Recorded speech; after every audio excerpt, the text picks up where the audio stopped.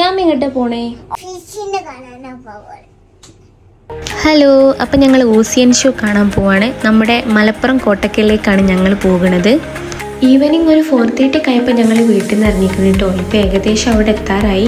ഈ show നടക്കുന്നതിൻ്റെ correct location വരുന്നത് Malappuram കോട്ടക്കലിലെ Puthur bypass ഗ്രൗണ്ടിലാണ്. അങ്ങനെ കാറൊക്കെ പാർക്ക് ചെയ്ത് ഞങ്ങൾ ഇറങ്ങി. അപ്പോഴാണ് കുതിരയും ഒട്ടകമൊക്കെ വരുന്നത് കണ്ടത്. ഇത് കണ്ടപ്പോൾ യാമിക്ക് ഭയങ്കര സന്തോഷമായി. ഈ ഷോൻ്റെ ഹൈലൈറ്റാണ് ഈ ഫ്രണ്ടിൽ കാണുന്ന ആമ. ഞങ്ങൾ കുറച്ച് ഫോട്ടോസും വീഡിയോസൊക്കെ എടുത്ത് ടിക്കറ്റ് എടുക്കാൻ പോയി. 5 വയസ്സിന് മുകളിലുള്ള എല്ലാവരും ടിക്കറ്റ് എടുക്കണം. ഒരാൾക്ക് 150 രൂപയാണ് വരുന്നത്. അങ്ങനെ ടിക്കറ്റൊക്കെ എടുത്ത് ഞങ്ങൾ അകത്ത് കയറി. ഫസ്റ്റ് കാണുന്ന വ്യൂ എന്ന് പറഞ്ഞാൽ വെള്ളച്ചാട്ടമാണ്. അവിടെ ചെറിയ ലവ് ബേഡ്സുകളും മരങ്ങളും ലൈറ്റൊക്കെ വെച്ചിട്ട് നല്ല ഭംഗിയുണ്ടായിന് കാണാൻ.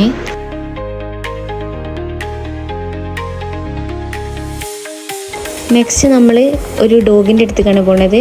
പക്ഷേ ഇതൊരു റോബോ ഡോഗാണ്. ഒരു ഡോഗ് ചെയ്യുന്ന എല്ലാ കാര്യവും ഇത് ചെയ്യും.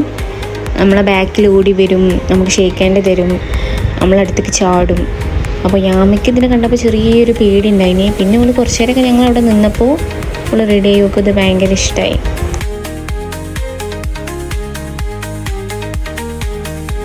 നെക്സ്റ്റ് നമ്മൾ പോണത് ഗാർഡനിലേക്കാണ് കേട്ടോ. അവിടെ ആർട്ടിഫിഷ്യലായിട്ട് പൂക്കളും പൂമ്പാറ്റകളും വണ്ടുകളെയും പുൽച്ചെടികളെയൊക്കെ ഉണ്ടാക്കി വെച്ചിട്ടോ. ഇവിടെ ഒരു സെൽഫി പോയിന്റ് ഉണ്ട്. അവിടെ ഇരുന്ന് നമുക്ക് സെൽഫീസും ഫോട്ടോസൊക്കെ എടുക്കട്ടോ. യാമി അതിനൊക്കെ അവിടെ ഓടി നടന്ന് കാണാണ്.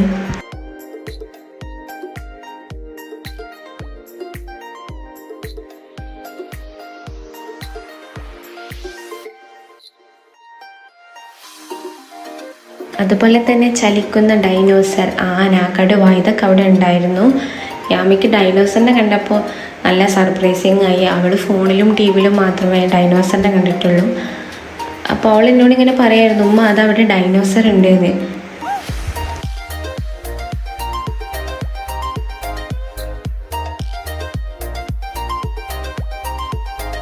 അങ്ങനെ യാമി ഡൈനോസറിനോട് കുറച്ച് നേരമൊക്കെ സംസാരിച്ച് ഫോട്ടോസും വീഡിയോസൊക്കെ എടുത്ത് കടുവൻ്റെ അടുത്ത് പോയി. കടുവ ഇടയ്ക്കിടയ്ക്ക് സൗണ്ട് ഉണ്ടാവും കേട്ടോ കയറുന്നത്.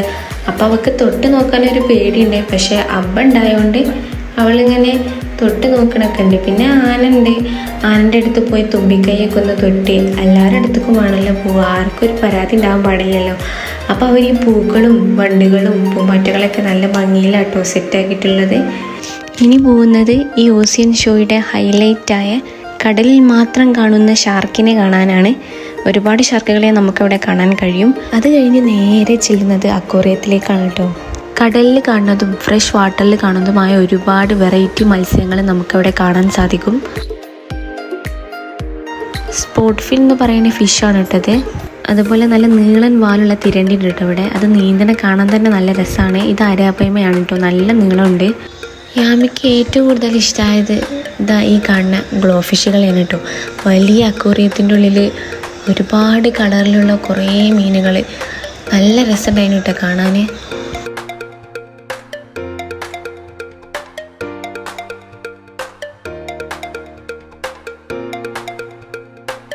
അതിനുശേഷം നമ്മൾ പോകുന്നത് ഈ ഷോയുടെ മറ്റൊരു ഹൈലൈറ്റായ അണ്ടർ വാട്ടർ ഗ്ലാസ് തുരങ്കത്തിൻ്റെ ഉള്ളിലേക്കാണ് കേട്ടോ. അവിടെ നമുക്ക് ചുറ്റും ഒരുപാട് മീനുകളെ കേട്ടോ കാണാൻ കഴിയുക. നല്ലൊരു എക്സ്പീരിയൻസ് ആയിരുന്നു.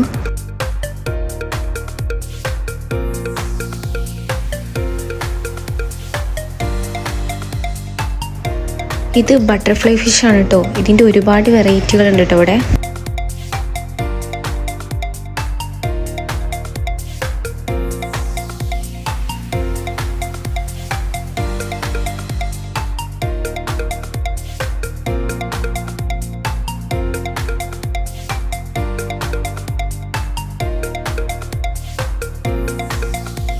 അവിടെ സ്റ്റാർ ഫിഷും ലോബ്സ്റ്ററൊക്കെ ഉണ്ട് കേട്ടോ.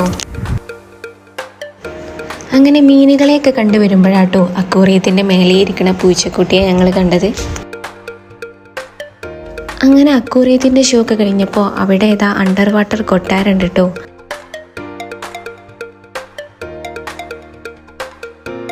അണ്ടർ വാട്ടർ കൊട്ടാരത്തിൻ്റെ തൊട്ടടുത്തായിട്ട് ഒരു ഐസ്ക്രീം ഷോപ്പ് ഉണ്ട്. അവിടുന്ന് 2 ഐസ്ക്രീമൊക്കെ കഴിച്ചു.